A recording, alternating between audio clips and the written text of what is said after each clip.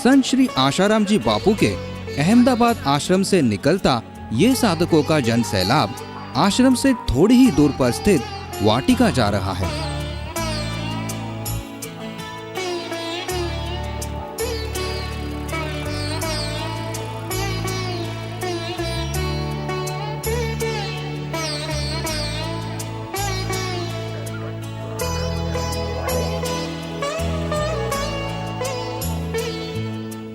भजन कीर्तन करते करते साधकों का ये सैलाब वाटिका की ओर चल दिया ताकि अपने सद्गुरु संत श्री आशाराम जी बापू की इस पावन कुटिया के दर्शन कर इसकी परिक्रमा करके इस पावन कुटिया की मिट्टी को सर माथे लगा अपने गुरुजी के आशीर्वाद प्राप्त कर सके।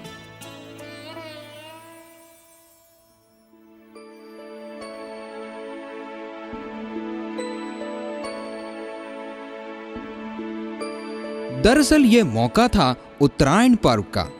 इस आश्रम में उत्तरायण पर्व इस बार अलग अंदाज में मना। साधकों ने यहाँ वक्ताओं के सत्संग वर्षा का आनंद भी लिया। जब हमारा साधन भजन बढ़ जाता है तो निस्संदेह भगवान, ईश्वर अथवा गुरु कहिए, हमें विवेक भेंट रूप में मिलता है। आपके सत्संग के बिना हमारा जीवन मुरझा रहा है गुरुदेव।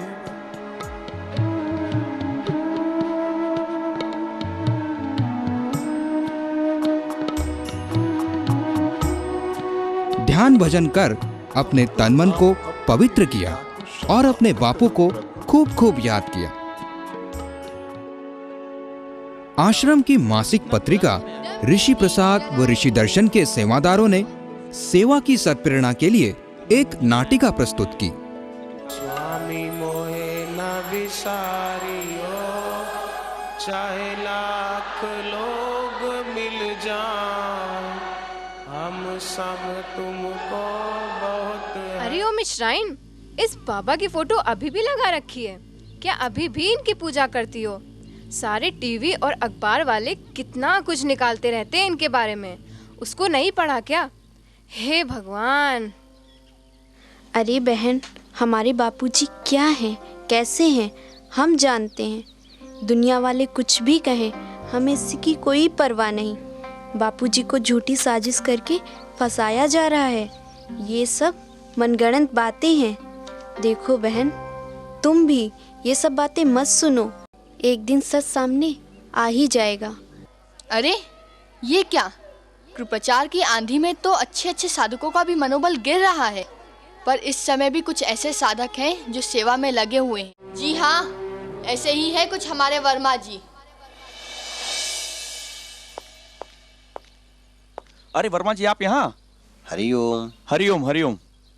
सोचा काफी समय से आपसे मुलाकात नहीं हुई, इसलिए इस बार की ऋषि दर्शन देने चला आया हूँ कि इसी बहाने आपसे अभियान की बात भी हो जाएगी। अरे इस बाबा का धंधा अभी बंद नहीं हुआ, ये सब अभी भी चल रहा है। देखे जरा ये क्या है? हमने सुना था आश्रम वगैरह बंद हो चुके हैं, तो ये सामान और किताबें कहाँ से आई हैं? बापूजी के ना ही कोई आश्रम बंद हुए हैं, ना ही कोई सेवा कार्य बंद हुए हैं। ये पत्रिका भी बापूजी के आश्रम से ही आई है। टीवी चैनल वाले और अखबार वाले तो यही दिखा रहे हैं कि सारे आश्रम बंद हो गए हैं। आप सही कह रहे हैं, टीवी और अखबार वालों ने तो यही दिखाया है कि सारे आश्रम बंद हो गए, पर वास्तव में ना ही कोई आश्रम बंद हुआ है, ना ही कोई सेवा कार्य। साधु संतों पर आरोप लगाना तो आजकल आम बात हो गई है। आज साधु संतों को षड्यंत्र करके झूठे आरोपों में फंसा दिया जाता है। फिर कहानियों को सच्चाई का जामा पहनाकर समाज में आप जैसे भोले भाले लोगों को गुमराह किया जाता है, जिससे सनातन संस्कृति का आधार स्तंभ साधु संतों पर से लोगों का विश्वास हट जाए और सनातन संस्कृति को आसानी से समाप्त किया जा सके। टीवी और अखबार वाले जो दिखा रहे हैं वो सब झूठ है क्या? अगर बापूजी निर्दोष हैं तो आज 2 साल हो गए हैं, पूरे 2 साल, फिर छूट क्यों नहीं जाते? अगर टीवी चैनल वाले जो सब दिखा रहे हैं, अगर वो सब सही है तो बापूजी को 2 साल हो गए, अभी तक सजा क्यों नहीं हुई? अभी तक कोई आरोप क्यों नहीं सिद्ध हुआ? क्योंकि झूठ की बुनियाद पर सच की इमारत नहीं खड़ी की जा सकती। कुछ ऐसे सेवादार भी थे जिन्होंने बड़े ही व्यंग्यात्मक तरीके से समझाया कि मीडिया की रिपोर्ट को सही मानना कितना गलत है। तो क्या फायदा? ऐसी पढ़ाई लिखाई का जो माँ बाप गुरुजनों का आदर ही ना सिखाए। भाई संस्कार तो संतों के द्वार पे ही मिलते हैं, सत्संग से ही मिलते हैं। आजकल तो बड़ी दुर्लभ हो गई हैं ये चीजें। शेर शेर शेर शेर। बस करो ये सब। आप लोग अखबार या न्यूज चैनल देखते हो कि नहीं? कौन सी दुनिया में रहते हो? क्या हुआ भाई, ऐसा क्या देख लिया? ओह गॉड, हर दिन कोई ना कोई बाबा न्यूज चैनल पर हीरो बन के छाए होते हैं। ऐसा कर दिया, वैसा कर दिया, ये हड़प लिया, वो हड़प लिया। फिर ऐसे में संस्कार और सत्संग कहाँ रह जाता है? कौन उनके कहे अनुसार चलेगा? संस्कार तो पढ़ाई लिखाई से ही मिलेंगे ना। लो अब आ गए मुद्दे पे। यही तो चाल है ना भाई, पहले तो संतों को बदनाम करो, फिर अपनी घटिया मानसिकता को समाज पे थोप दो। हद हो गई अब तो। कौन बदनाम करेगा किसी को? ऐसे तो सभी क्रिमिनल बोलते फिरेंगे कि हमको फंसा रहे हैं। चोर थोड़ी ना बोलता मैंने चोरी की है। देखो भाई, ये जो संत लोग हैं ना, ये समाज में व्यक्ति को व्यक्ति से जोड़ने का काम करते हैं। ऐसे संतों पर से समाज की आस्था कम होना ही समाज के पतन का कारण है। पतित मन, पतित समाज और पतित राष्ट्र प्राय दूसरे की मानसिकता को जल्दी स्वीकार कर लेते हैं, जैसा कि आजकल दिख रहा है। लेकिन बदनाम कौन कर रहा है? अरे चुप करो मेरे भाई, आपको तो सिक्के का एक ही पहलू दिखाया जाता है और वो भी झूठा। हम बताते हैं, समाज में जो कुरीतियां फैल चुकी हैं उनमें सुधार करते हैं। अपने सत्संग के माध्यम से उच्च विचारधारा वाले समाज का सर्जन करते हैं। सनातन धर्म की महिमा बता के धर्म से भटके लोगों को, धर्मांतरित हुए लोगों को सही राह दिखाकर घर वापसी कराते हैं। जब हम और आप अपने अपने घरों में त्योहारों की खुशियां मनाते हैं, तब वे गरीब आदिवासी इलाकों में जाकर अन्न वस्त्र वितरण का आयोजन करते हैं, उनमें खुशियां बांटते हैं। बढ़िया बढ़िया त्योहारों की शुरुआत करके समाज को नई दिशा दिखाते हैं। तुलसी पूजन करना, गौ माता की पूजा करना और मातृ पितृ पूजन करना, ये सब भारत के संतों की ही तो देन है भाई। इसके अलावा यहाँ बहनों ने भी एक नाटिका प्रस्तुत कर ये समझाया कि हमारे गुरुवर संत श्री आशाराम जी बापू पूर्णतः निर्दोष है।